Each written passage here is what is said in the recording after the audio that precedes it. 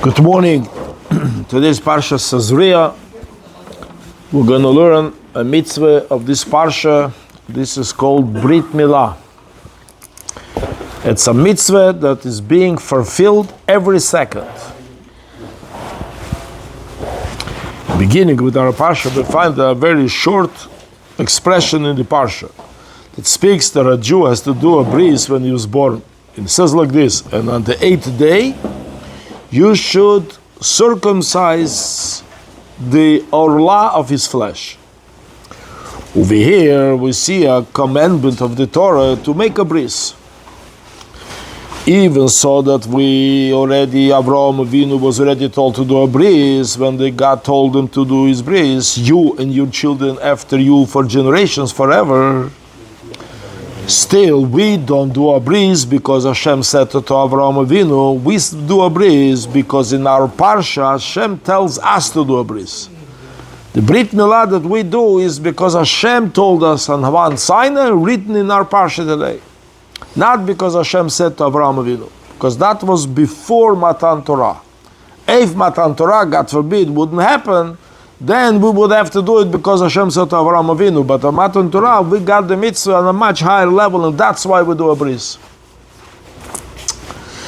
The specialty of the mitzvah is what Hashem said to Avraham Avinu is the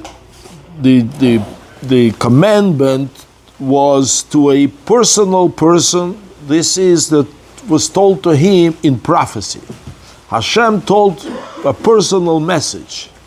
It's like PM me, private. Don't put it on the public chat, just to me personally. God said to Avraham Avinu in his prophecy to do the mitzvah. But the mitzvah in our parsha becomes the mitzvah of bris in our parsha. So to Avraham Avinu was a personal message to him. But in our parsha, this becomes part of 613 mitzvahs that that the Jewish people got from Moshe Rabbeinu, from the Eibishter, and when they were standing in Har Sinai, that all Jewish people were witnesses to it. This is the mitzvah they have to do. It's also known that Milah is one of the mitzvahs, or one of the greatest mitzvahs, because 13 covenants were done on the bris. Meaning, the Rambam brings this. In the 5 books of Chumash, you find the word bris 13 times in the Torah when it mentions the bris milah. However, all other mitzvahs is only once. There's few mitzvahs there is 3 times. And the entire Taryag mitzvahs. And bris is 13. So this shows that the bris milah is a very great mitzvah and a very foundation. And we'll bring, so the mitzvah is the 13 days. Many things are being said of the specialty of this mitzvah. And the Rabbi says, bringing a few. 1, the main entrance of the godly soul in the body of a Jew happens in time of the bris. Obviously, when a child is born, it's born a Jewish child, he has a godly soul. But when does the soul totally enter the body is at the time of the bris. Before the bris, this connection between the godly soul and the body of the Jew is not completed yet. Only through the bris becomes a total unity between soul and body. And this is the reason why the time of the bris, every child has olam haba. Many psukim says that from the moment of the bris, when the minute you do a bris, the child already has olam haba. As the opinion of many of the poskim on halacha, some are arguing with it. This is the reason when the child, Chas v'Shalom, dies, before that, we do a bris, The halacha is a Jew cannot be buried uncircumcised. Otherwise, then they won't do the resurrection. Well, that's not, whatever. When that's I what it walked says. the funeral home, they did it on wherever it was, never mind what age. Correct. We didn't have the So in the Russian community, is unfortunately, as we do funerals, that's quite popular. That the Chevra Kadisha, when they wash the person, yeah, they do him a bris. The Jewish law is before you bury a Jew, if he wasn't circumcised because he's from Russia, because whatever the reason is, you do a bris before burial. Even למת. Yeah, to the person is, you don't bury a live person. I said we don't bury a Jew. maybe הוא חולה, or maybe So חולה we bury him. No. We sure. כבר מת. If he's alive, that's the greatest mitzvah to do the bris, as long as he's alive. But he passed away and he's now dead, and he didn't have a bris. And now Chevra Kadisha is washing and dressing the person. They're doing the sandak is the table on the table. Rav Gelman is the one who does it in Benjamin, maybe.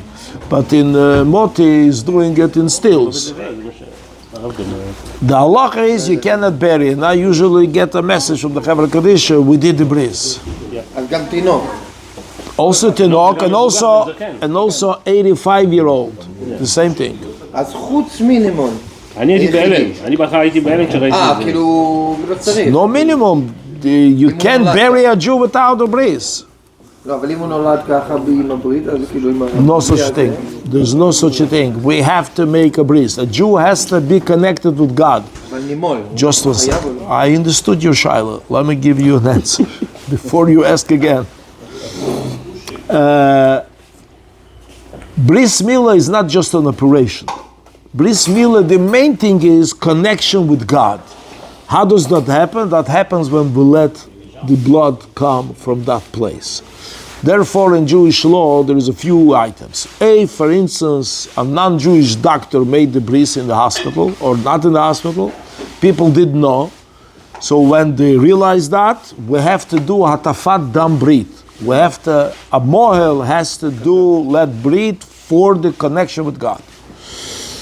The same is if a person was born circumcised, on the 8th day you still do a bris. Usually a bris, a person is born circumcised doesn't mean fully circumcised. It means part of the atara, part of the head is open.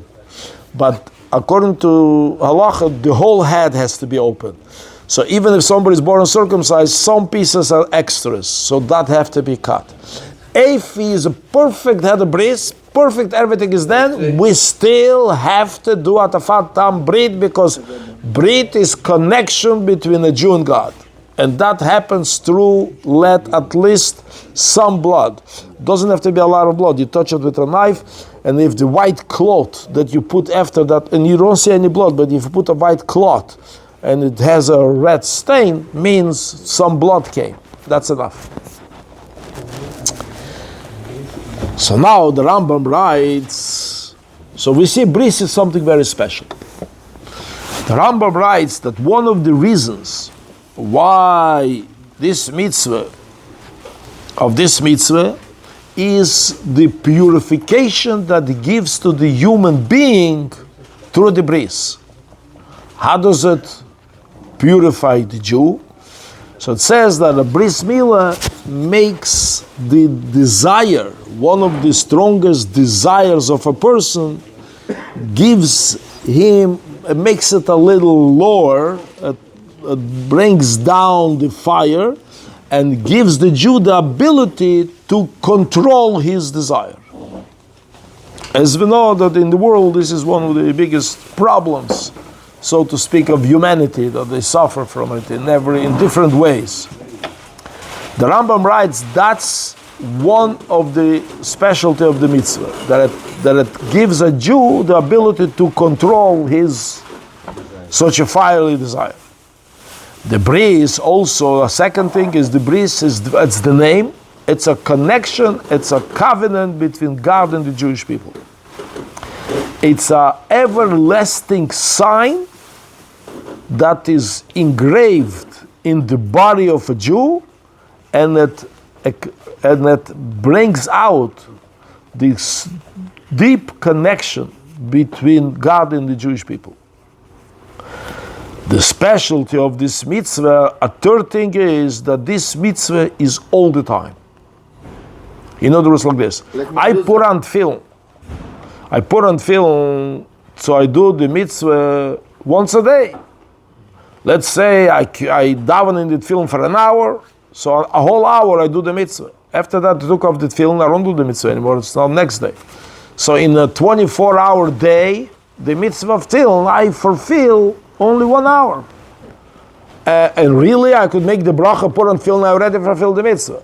I carry it longer, the mitzvah continues. But after I put the film down, I am someone who put on film today, but I don't have the mitzvah now. If, for instance, for any reason I want to put on the film again, I shouldn't make a blessing. I cannot make a blessing because I already fulfilled the mitzvah. So is every mitzvah. The bris is something that is 24/7, the entire life. How do we know it? Tzitzit katan, we wear a whole day. But by the way, you do the mitzvah only during the day. At night, there is no mitzvah of tzitzit. We continue wearing it because it's protection as well. But the mitzvah we fulfill only during the day. At night, there is no mitzvah of tzitzit. אבל זה של המצווה של התפילין. תפילין. כן. היא מוגבלת רק מחמת הזמן, מזמן גרמה. Exactly, during the day, I said, very simple. During the day. אבל זה לא בגלל שכאילו אתה רוצה, יש כאלה ששמים את זה כל היום. אז זה רק בגלל... Fine, but even... אתה לא יכול בלילה, אז כאילו... Even if you go with film the whole day, you don't have the mitzvah 24 hours, only 12 hours. Or a summer day, 15 hours, but not the whole day. And on Shabbos and Yom Tov, you're on Purim film. The Gemara, how do we know the mitzvah of the mitzvah of bris is all the time? The Gemara tells us a story. David HaMelech once walked into a bathhouse to get washed. And he realized he's naked. So he says, Oy vey, I have no mitzvah. Huh? Wait there. It's relevant to all. Jokes aside now. But then when he realized he had a bris, it says, and then when he remembered the bris, it says, he come down. What did you come down? The bris fulfilled your father. Yishai made you a bris when you were 8 days old. You are now an adult standing in going to the shower. What kind of mitzvah do you do now? From this we learn why the David HaMelech said, I have a mitzvah. Learn that the mitzvah continues all the time. Otherwise, I would not satisfy David HaMelech when he remembered that he had a bris. Means the mitzvah of bris is something that continues every second of a person's life. He is a Jew who is circumcised. Yeah, the father did the mitzvah when I was 8 days old, but the mitzvah continues forever. That's what we exactly said. That's what the specialty of bris milah. That's what we're just saying. That's what we see in the Torah. 13 covenants between bris, in a bris, and any other mitzvahs are one, or maximum there is 3 covenants on certain mitzvahs, but all the mitzvahs. But this is 13, like not proportionate. A second thing we have in bris milah is this is the only mitzvah that actually has a stamp in your flesh. When you put on film and you take them off, you also see, but it's for half an hour, or whatever, then it dissipates. The bris is for life. You see it. Unfortunately, the Germans used it to recognize who is a Jew. Children, adults, you have a bris. It's a sign. A godly sign for life. But like every other mitzvah we know that every mitzvah is also connected. But where is it connected? With the soul. Even so, you use your body to do the mitzvah, you put on film on your hand, you give tzedakah on the left hand, you give tzedakah with the right hand. But the mitzvah doesn't make a change in the flesh that you could see. It does. A hand that put on film is a different hand before it put on film. There is a change, but the change is a spiritual change. You don't see it with your eyes. So even the mitzvahs when you have to do physically, in the only mitzvah where you could see, even a goy could see, here is the sign of a Jew, that's only by bris. That the physical eye could see this person is connected with God. And that has only bris. This is, by the way, also explaining why are we doing a bris when the child is so small and doesn't understand. What does it mean? What's the question? A bris, we just said, is covenant with God. Covenant with God, logically, would be much stronger if I do it when I agree to it, when I go for it, when I understand the importance of it. We do a baby nobody asks him. Yeah. He's crying, and when he grow up, whatever, let's say bar mitzvah, 20, whatever. Why are we doing it to a baby? It should have been done when the Jew should recognize I'm ready to do a bris, the uncomfortability or the pain, for the reason to connect to Hashem. That would actually sounds like be better. But answers the Rebbe that this question would be in place if the bris would be a connection between the Jew and God and the soul and God. But since the bris is the connection in the body, so in the body connection there is no difference between a baby and an adult. It's the same connection. Because even the adult could agree to do a bris, but the connection is not with his agreement, with his understanding, the connection is with his body. The body, it doesn't matter if it's 8 days old or it's 80 years old, it's the same body. A little older, a little bigger, whatever. So from that point of view, there's no difference. Therefore, the minute comes the first moment that you're allowed to do a bris, and that's the 8th day, we right away make a bris, the everlasting connection between the Jew and God. We don't wait till he understands. Because then in a bris, the understanding is not a big deal. Because the bris is much higher than understanding. Correct. That's why we see the Rebbe doesn't say that, I'll just add, that's why we see the Muslims are doing bris later, when the child is 13, whatever. 13. Yeah. But, so they say, well, they do it because they read that Avraham Avinu did it. To Ishmael. But to Ishmael, yeah. But they're not necessarily the sense of Ishmael, but they decided spiritually, they decided whatever the case is. It doesn't matter. I don't want to go into their philosophy. It's not based on much. Yes. But you see, but them is the connection to God is as long as it works for me. If something becomes uncomfortable for me, you throw out everything. There's no rules, there's no holidays, they do whatever they want. And that's what it is. But Jew, the connection to God is, even if comes a moment and I don't understand, and I don't feel, and I don't want it, in this, I am connected to God. There's no way out, because the connection is essence. That's why we do it on the 8th day, because the 8th day is the number 7 days is the structure of the world. If you put something in the middle, so around that you have 6. That's the 6 days of the week in Shabbat. So it says that 7 is the Shivas Yimei HaBinyan, the 7 days of structure, of building of the world. In order anything, the number 7 is a limitation in the rules of the world. Number 8, the Rashba, says that's Shemer HaHekev. This is unlimited. This guards the 7 days. So 8 represents infinity.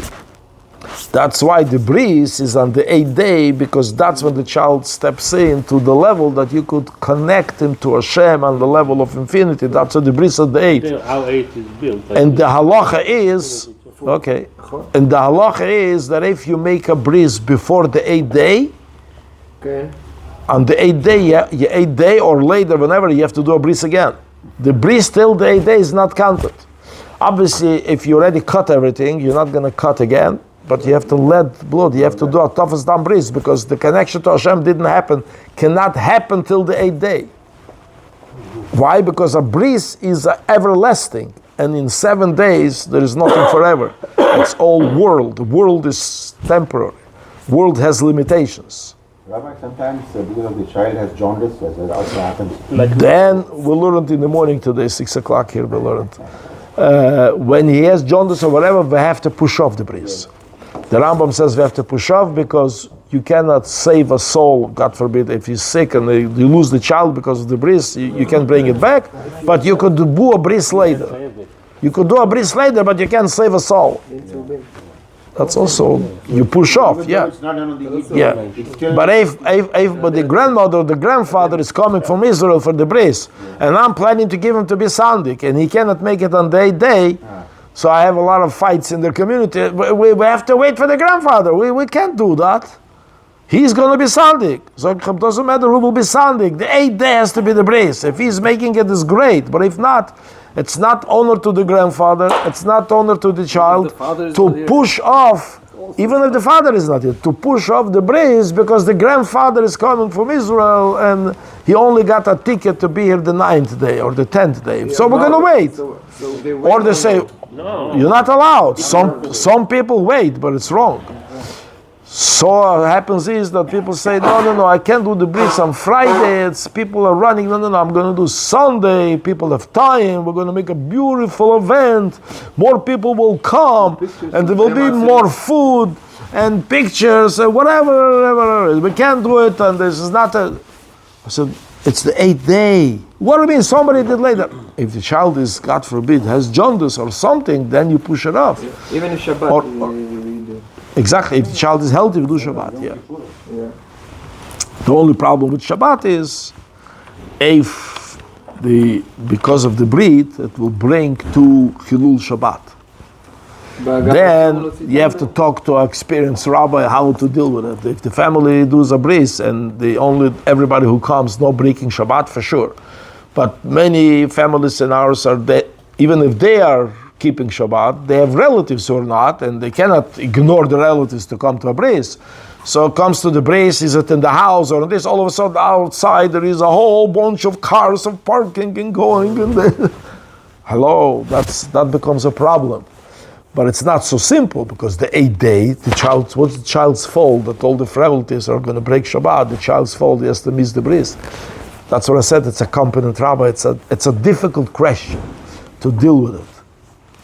But we have to deal with it if that's the situation. But how you do in Shabbat, and you do a tefat dam or kazat dam or brit maleh or whatever you say, 100 brit. In No. Shabbat halachas you cannot allow to take the blood out. I'll answer. But this is dam. A tafat dam brit you cannot do on Shabbat. A tafat dam brit But means the brit desert blood. the bris is the 8th day. A tafat dam bris is never in the 8th day. Unless you made the bris on the 2nd day, and then on the 8th you do a tafat dam brit. Then you do then maybe you do on Shabbat. That's an interesting question. I don't remember. But usually a tafat dam brit is later. But the bris itself, if the baby is this, the mohel is obligated to bring the knife, everything he needs before Shabbat. He shouldn't have to carry. And also a knife on Shabbat you don't touch. It's And you muktzah. take also the blood in Shabbat. Like we take some. Let me finish. I said the only thing that you have to do, be careful with Shabbat, is to bring all the stuff that the mohel needs for the baby. The knife, the scissors, whatever he has to have. That on Shabbat, it's muktzah on Shabbat, yeah, sure. It's a knife, is not, if that knife you don't cut bread. That knife is to cut blood, so it's muktzah. זה גם לא בשר של חלבי, בשר של בשרי. סכין. No, basari, hasakin hazeh, this knife, if you cut bread, it's not kosher, it's treif. Because the knife is not kosher. It's kosher just for a bris, not for bread, not for your salami, and not for your cheese. This knife is treif because there's blood on it. Okay. So on Shabbat, you are allowed, not allowed. You're obligated to do the bris, everything it does. Like in Beit HaMikdash, we did korbanot. Korbanot, we shechted, we put it on fire. That's what the law of Hashem is. The same God who says on Shabbat, you're not allowed to touch fire and life and blood and so on and so forth. If it's a bris on the 8th day, you do it. Yeah. Okay. That's the Sikha about Brit Milah. We still have time, right? What is the time? I don't see.